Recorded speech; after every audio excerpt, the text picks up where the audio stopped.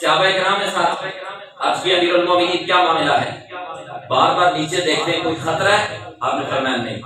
پھر صحابہ پوچھتے ہیں معاملہ کیا ہے؟ حضرت عمر فرماتے ہیں لوگوں مجھے وہ وقت یاد آ گیا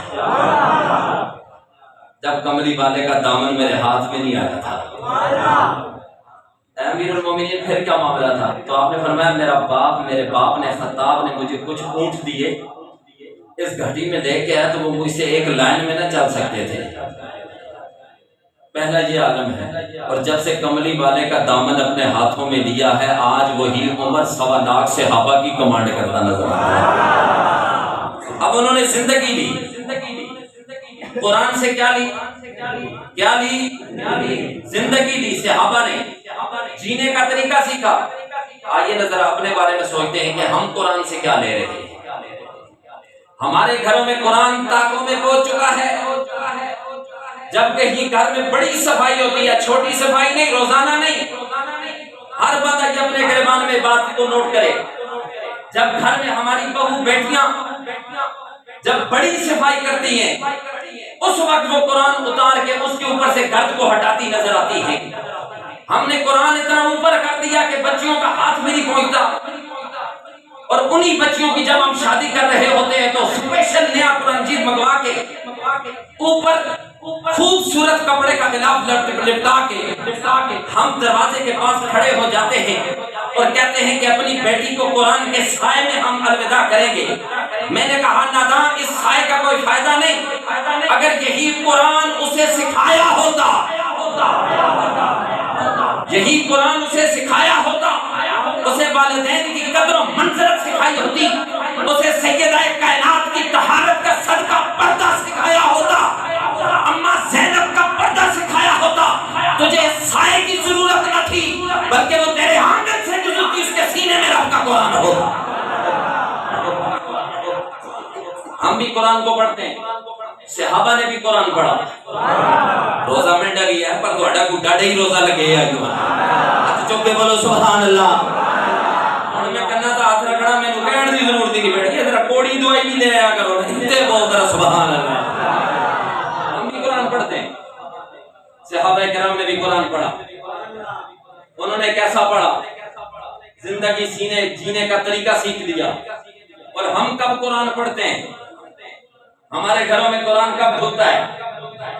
جب کوئی بوڑھا قریب المرگ ہو، موت نہ آ رہی ہو، بستر پہ پڑا ہو، علاج معالجہ ختم ہو جائے، ڈاکٹر لا علاج کر دیں، ہم گھر میں اس کی چرپائی رکھ کے چھوٹے بچوں کو بلا لیتے ہیں، قاری صاحب یاسین پڑھانی ہے، قرآن پڑھانا ہے، گھر میں توجہ کر ذرا، قرآن پڑھانا ہے۔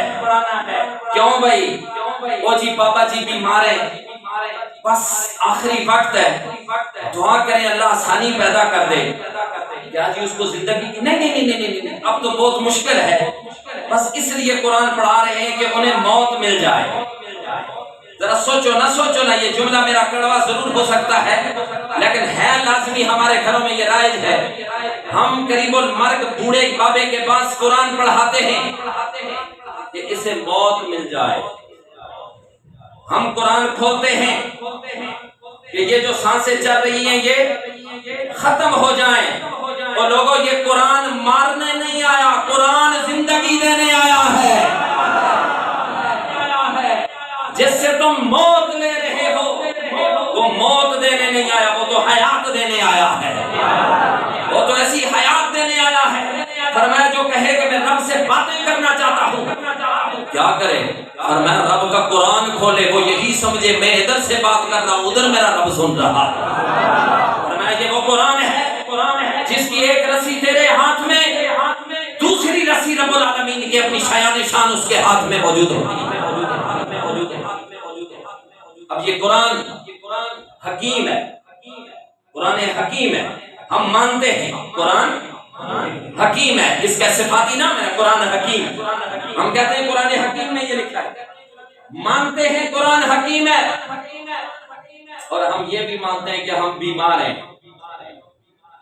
کون سی بیماری؟ لازمی تو نہیں کہ سر درد ہو یہی بیماری ہوتی ہے، یا بخار ہو یہی بیماری ہوتی ہے، یا جسم میں کہیں درد ہو یہ بیمار ہے، ضروری یہ بیماریاں ہیں، لیکن ایک بیماری وہ ہے، کس چیز کی بیماری؟ منافقت کی بیماری ہے، جھوٹ کی بیماری ہے، کینہ کی بیماری ہے، حسد کی بیماری ہے، چغل خوری کی بیماری ہے، منافع خوری کی بیماری ہے، رشوت خوری کی بیماری ہے، بے حیائی کی بیماری ہے، زناکاری کی بیماری ہے، ملاوٹ کی بیماری ہے۔ کیا یہ بیماریاں ہم میں پائی جاتی ہیں کہ نہیں؟ اگر سر درد ہو تو تم رات کو پین کلر اگر جب تک ٹیبلٹ نہ لو تو سوتے نہیں ہو۔ اگر گھر والی بیمار ہے، ذرا سر میں درد ہے تو پھر تو تمہارا سونا بھی محال ہے۔ چل بھائی پہلے ڈاکٹر، روٹی پھر بعد پہلے میرے سر میں درد ہے۔ ضرور ہے ایسا، پہلے میڈیکل کے جو اسپیشلسٹ ہے اس کے پاس جاؤ گے۔ پوچھنا میں یہ چاہتا ہوں، اگر آپ کے یہ جو باڈی سٹرکچر ہے اس میں بیماریاں ظاہر ہیں، تم ڈاکٹر کے پاس جانے سے نہیں رکتے ہو، فوراً پہنچتے ہو، تو بتاؤ نا کہ اگر دل میں کینہ، بغض، حسد، منافقت کی بیماری ہے اور اس کا علاج تیرے گھر میں ہے، تو علاج کیوں نہیں کھولتا؟ کھول رب کا قرآن، تیری ساری بیماریاں دور ہو کے تجھے نور نور بناتا۔ علاج آپ کے پاس ہے، اور یہ وہ قرآن ہے، سورہ یاسین، سورہ طٰہٰ۔ 10,000 سال اس کائنات کے وجود سے پہلے، 10,000 سال پہلے فرشتوں نے تلاوت کی۔